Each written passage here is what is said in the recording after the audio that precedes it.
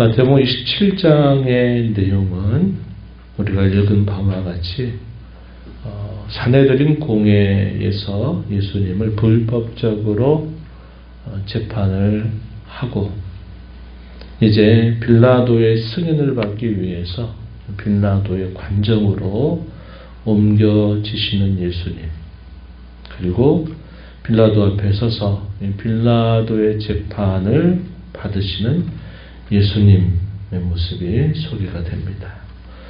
재판 끝에 결국 예수님은 내어줌을 당하여서 많은 희롱과 조롱, 박해와 어려움을 겪으시면서 결국 십자가의 언덕을 향해서 올라가시고 십자가에 달리셔서 마침내 운명하시는 내용들이 소개가 됩니다. 예수님의 죽임을 확인하고 그의 시신을 내어줬을 때 예수님에 대한 장사를 아리마대 요셉이 그 장사를 치러주고 그 다음 날에 이 종교 지도자들이 빌라도를 찾아가서 예수님의 시신을 제자들이 훔쳐가지 못하도록 무덤을 굳게 지킬 것을 요구하는 그런 내용들이 우리가 읽은 본문 속에서 소개가 됩니다. 이러한 과정들은 아주 자세하게 기록이 되어 있다 하는 것이죠. 마태복음에서도 마가복음에서도 또 누가복음에서도 요한복음에서도.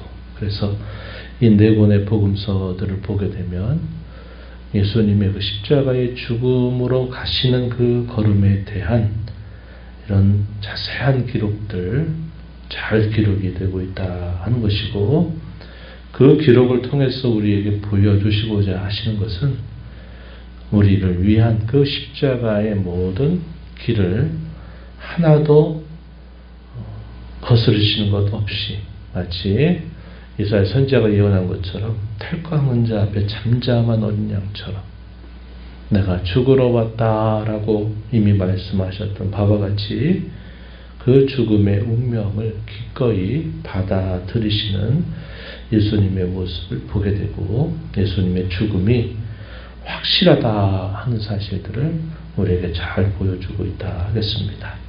본문의 내용들을 좀 들어가면서 조금 더 살펴보도록 할게요. 사내들인 공회에서 신성모독죄, 참남죄라고 판정을 내리고 그에 대해서는 죽음이 마땅하다 이렇게 결말을 내린 다음에 예수님에 대한 처형을 확정하기 위해서 당시의 총독이었던 빌라도에게로 데려간 것입니다. 일반적인 그런 재판의 시간과는 전혀 다른 거죠. 새벽 이른 시간에 빌라도 총독에게 넘겨주었고 그 관정에는 많은 사람들이 잠도 자지 않은 채 그것을 다 지켜보고 있는 상황이 펼쳐진 것입니다.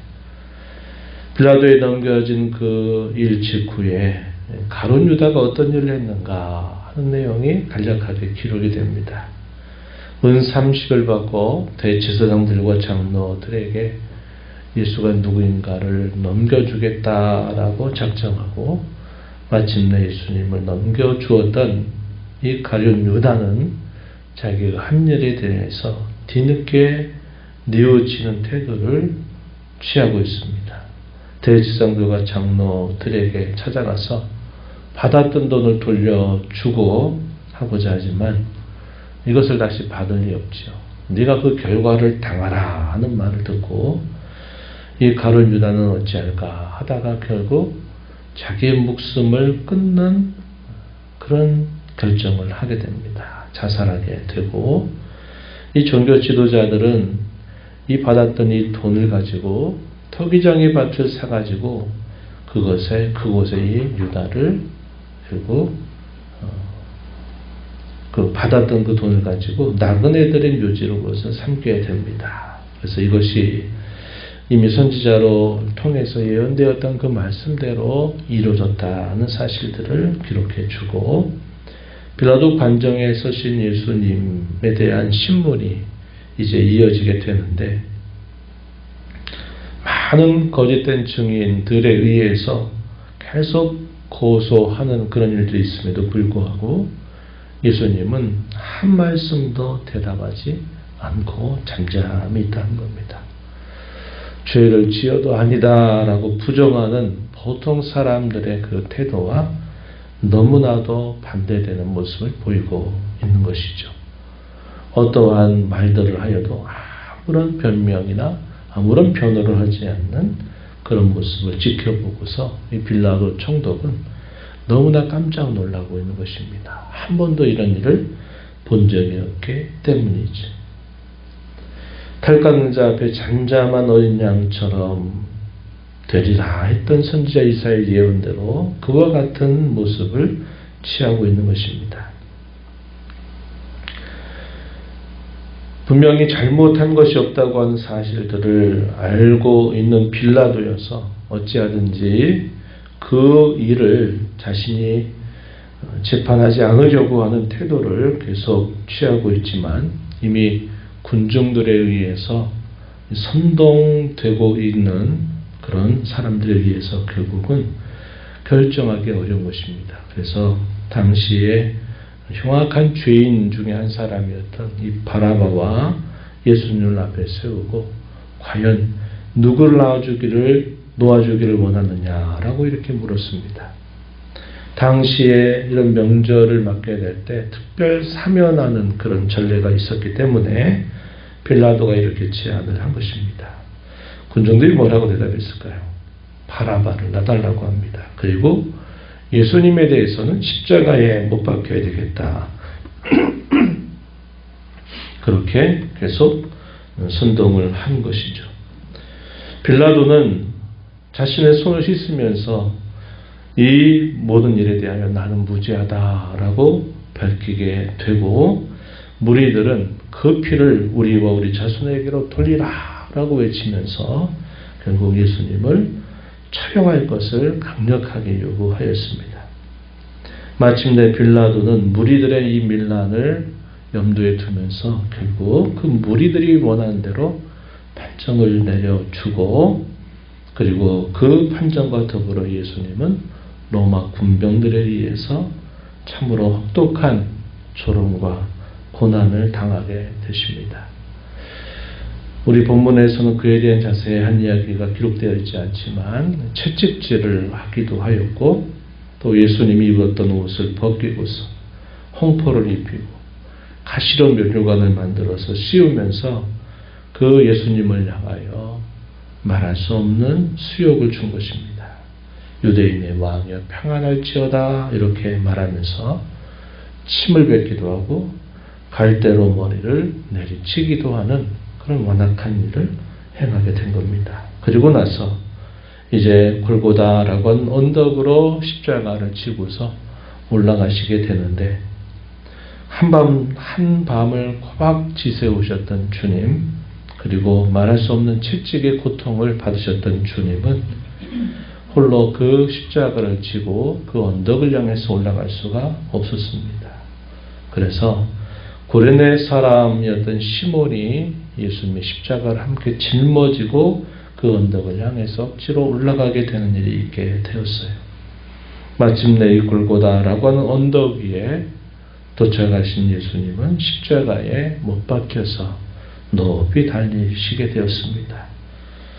그가 입으셨던 옷은 제비 뽑아 나누게 되었고 또 그 십자가의 편말에는 유대인의 왕이라고 하는 죄패를 붙여서 십자가에 세운 것입니다. 그리고 그 양편에는 강도 2명이 함께 십자가의 형벌을 당하게 되었음을 기록해 줍니다.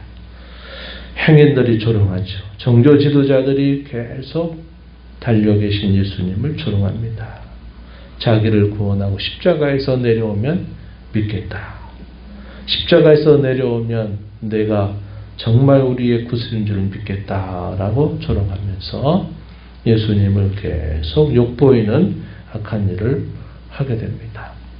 오전 9시에 십자가에 달리셨던 주님은 낮 12시를 지나시게 되면서 그때 큰 변화가 생겼죠. 오늘 읽은 말씀을 보면 온 땅의 어두움이 임하게 되고 십자가에서 7마디 말씀 가운데 이 마태는 하나를 기록하죠. 엘리 엘리 라마 사박다니, 나의 하나님 나의 하나님 어찌하여 나를 버리셨나이까 라고 하는 이 절규와 함께 예수님 마침내 오후 3시경에 운명을 하시게 됩니다. 그 운명하셨을 때 특별한 하나의 사건이 또 이어졌는데, 성전의 성소와 지성소를 구별하는 이 성소의 휘장이 찢어져 내리는 모습이 목격이 되고 기록이 되고, 또 무덤들이 열리면서 죽은 신자들이 부활하게 되는 그런 특별한 사건들이 있게 되었습니다.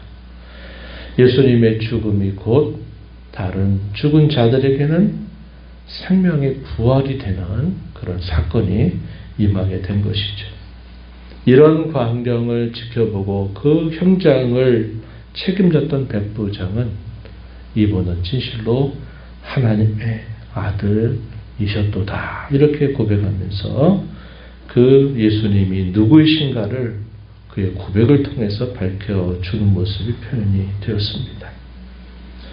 아리마대 사람 요셉이 자기가 준비해둔 이 무덤에 예수님의 시신을 빌라도에게 요청하면서 마침 예수님을 자기가 준비한 그 무덤에 안치하게 돼요.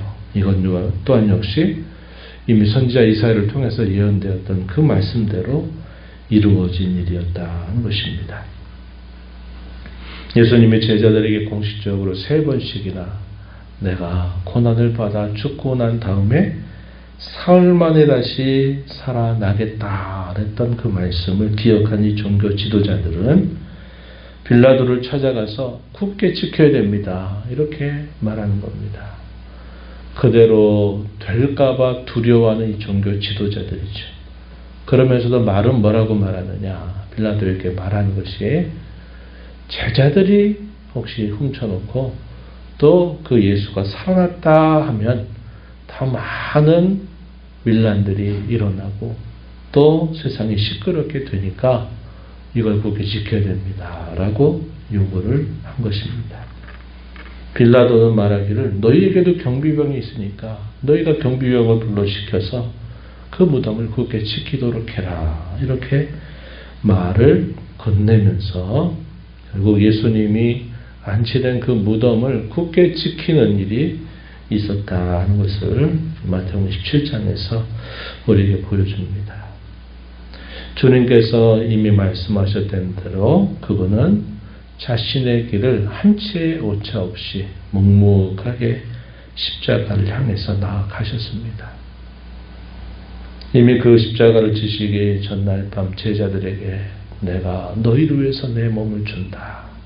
내가 너희를 위해서 나의 피를 준다. 그래서 온전하게 자신을 내어주실 것을 말씀하신 대로 예수님은 그 걸음을 향해서 묵묵하게 한치의 오차도 없이 십자가의 길을 걸어가신 모습을 분명하게 보여주고 있다는 겁니다. 저와 여러분을 위해서 가신 주의 십자가의 길, 우리 앞에서 보여주신 그 십자가의 길을 우리는 늘 생각할 수 있어야 됩니다.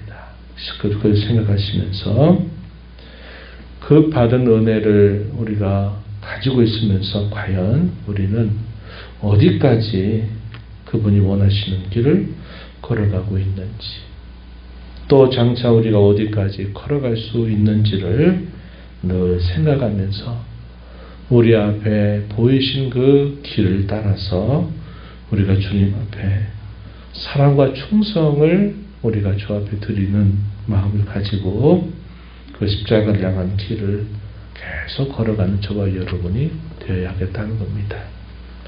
그것은 고난과 박해의 시기를 만나게 될 때만 아니라 우리가 살아가는 매일매일의 일상 속에서 분명히 그 걸음을 따라가는 저와 여러분이 되어야 되는데, 그것이 바로 자기 부인의 길이다.